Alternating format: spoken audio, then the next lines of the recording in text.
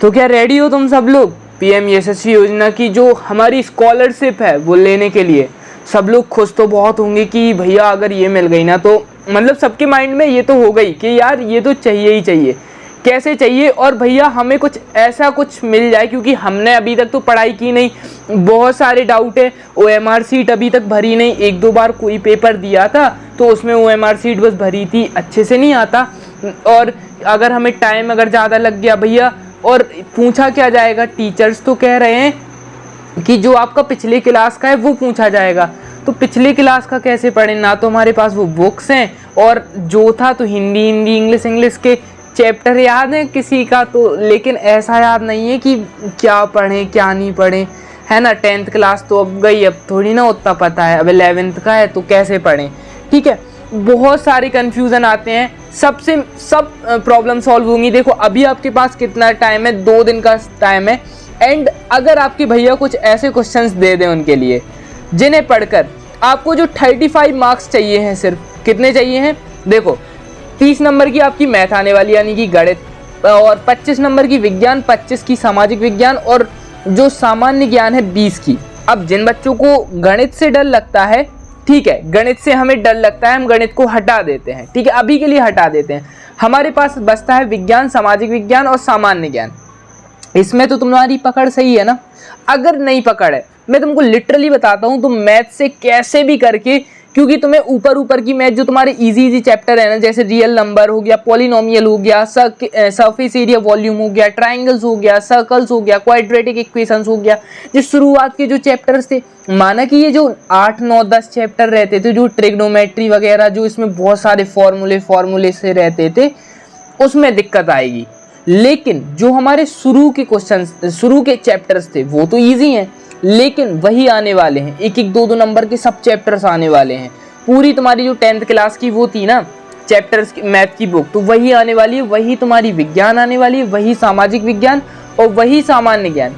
अब इसमें तुम्हें क्या पढ़ना है वो भैया बताएंगे, बस इस वीडियो को तुम्हें कंप्लीट देखना है, ठीक है। तुम्हारे जो क्वेश्चंस आने वाले हैं, देखो अभी तुम लोग अगर पूरा पढ़ने बैठोगे तो नहीं होगा, ऑब्वियस सी बात है, नहीं होगा। एंड वो गवर्नमेंट को ही पता है, वो टीचर्स को ही पता है कि बच्चे पूरा नहीं पढ़ पाएंगे। और किताब कहाँ तक पढ़ेंगे, NCERT कहाँ तक पढ़ेंगे, सबको पता है ये। तो भैया कहाँ से पढ़ें, कौन सी बुक प्रेफर करें? तो बुक देखो, तुम्हें कोई अदर बुक पे नहीं जाना है। मैं आपके लिए पूरी बुकों का एक ऐसा वो रहता है ना मिक्सचर, संगठन, वो लाकर दे दूंगा अगर आपने सपोर्ट किया, ठीक है। देखो तुम्हारे मैथ में तुम कैसे भी करके, तुम्हें देखो अगर मेरिट जो उठने वाली है वो है 35 नंबर की, ठीक है। हमें स्मार्ट तरीके से पढ़ना है, हमें पूरा पढ़ने नहीं बैठना है। अगर पूरा पढ़ने बैठोगे भी ना, तो इस एग्जाम को अगर तुम लोग तैयारी करोगे तो 1 साल भी करोगे तैयारी तो भी कम है इसके लिए, ठीक है। स्मार्ट वर्क करना है। जो कॉम्पिटिटिव एग्जाम होते हैं, हमें उसमें जो आपके स्कूल के एग्जाम होते हैं ना, उनकी स्ट्रेटेजी अलग होती है, उनका सब सर्कमस्टेंसेस अलग होता है, उनका सब कुछ अलग होता है। कॉम्पिटिटिव एग्जाम का हर चीज अलग होता है, ठीक है। तो अब यहाँ पर तुम्हें ये देखना है कि तुम्हारा बेस्ट कौन सा सब्जेक्ट है, उसको तुम्हें क्या करना है, इंपॉर्टेंट टॉपिक उठाना है। जो तुम्हारी पिछले साल की बुक थी, अब भैया बुक कहाँ से लें, तो ऑनलाइन तुम लोगों को मिल जाएंगी। अगर तुम लोगों को लग रहा है कि भैया सबसे पहली बात कि ये हमें बुक का झंझट नहीं समझ आ रहा कि ऐसे कहाँ से ही पढ़ें, 2-3 दिन तो बचे हैं हमारे, अभी ये त्रैमासिक पेपर होते रहे, स्टेट बोर्ड के पेपर होते रहे, तो इसमें ही दे रहे। देखो बच्चों, जो तुम लोगों के पेपर है ना, मतलब जो स्टेट बोर्ड है यानी कि जो नॉर्मल बोर्ड है, यूपी बोर्ड, MP बोर्ड, ये जो अदर बोर्ड है, इनके बच्चों को थोड़ा सा प्रॉब्लम आने वाली है, जस्ट बिकॉज कि यार ये लोग ना उतना सिलेबस को डीपली नहीं पढ़ पाते, है ना।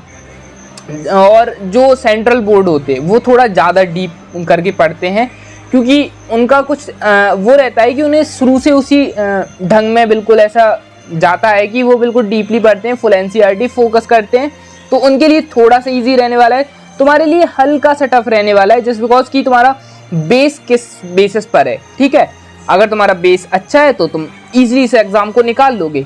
एंड 35 मार्क्स लाना है यार, ज़्यादा बहुत बड़ी बात नहीं है। अगर ऐसा होता 75, 85, 90, तुम लोग इतना भी अचीव कर सकते हो, डोंट वरी। बिकॉज अपने अंदर कॉन्फिडेंस रखना कि मुझे चीज़ें बनती हैं, तो तुम लोग कर लोगे, डोंट वरी। और भैया साथ हैं, बस तुम लोगों को ऐसे क्वेश्चंस दिए जाएंगे जिन्हें पढ़ना, रिवीजन करना, ज़्यादा से ज़्यादा रिवीजन करना, वीडियो को आपको ज़्यादा से ज़्यादा शेयर करना है, ठीक है। जस्ट बिकॉज कि ज्ञान बढ़ने से बढ़ता है। और हाँ, एक चीज़ का याद रखना, जो कि 90% बच्चे गलती करते हैं, जिन्हें आता भी है, मेरे साथ भी बहुत बार हो चुका है ये गलती, एंड वही चीज़ मैं तुम्हें बताने वाला हूँ। वो गलती क्या है? पहली गलती तो है टाइम मैनेजमेंट, कि हम शुरुआत के सवालों को धीरे धीरे धीरे धीरे लगाते रहते हैं, जो कि हमारी सबसे बड़ी गलती है। इस गलती को हमें बहुत सही तरीके से सॉल्व करना है। कैसे?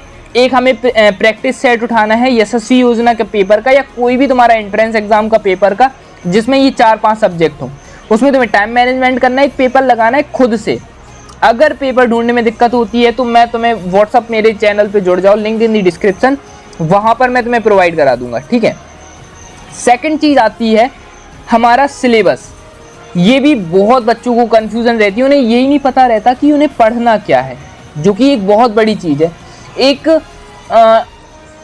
इनकम टैक्स ऑफिसर हैं या यूपीएससी भी क्रैक कर चुके हैं, उनका एक डायलॉग है कि मुझे बस किताब बता दो, पढ़ना बता दो कौन सा है, कौन सी किताब पढ़ना है, और ये बता दो पेपर कब है, और फिर उस एग्ज़ाम से मुझसे आगे कोई निकल जाए फिर मुझे बताना।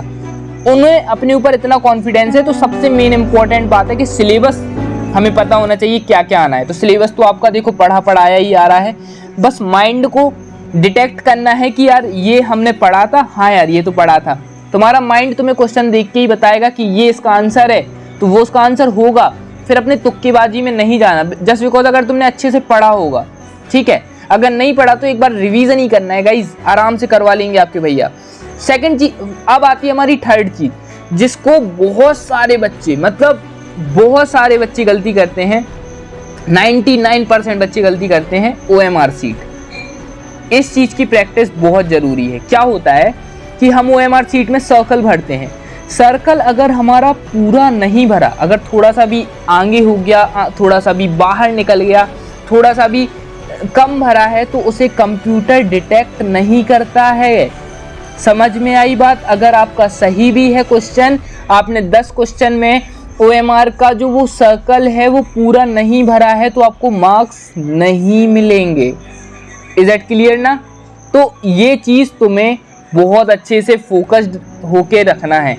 हमारी 3 चीज़ हो गई। OMR सीट हमें अच्छे से भरना है, फिलअप करना है ध्यान से, ठीक है। टाइम मैनेजमेंट के साथ हमें पेपर करते जाना है। थर्ड चीज़ हो गई, हमें सिलेबस पता होना चाहिए, एंड जस्ट बिकॉज हमें सिलेबस पता है, ठीक है। अब हमें चाहिए 35 मार्क्स, तो उसके हिसाब से अलग स्ट्रेटेजी होगी। हमारे पास बचे हैं 2 दिन, ठीक है। हमारे पास बचे हैं 2 दिन, फटा तैयारी हो जाएगी यार, क्योंकि हमें सिर्फ करना है क्विक रिवीजन।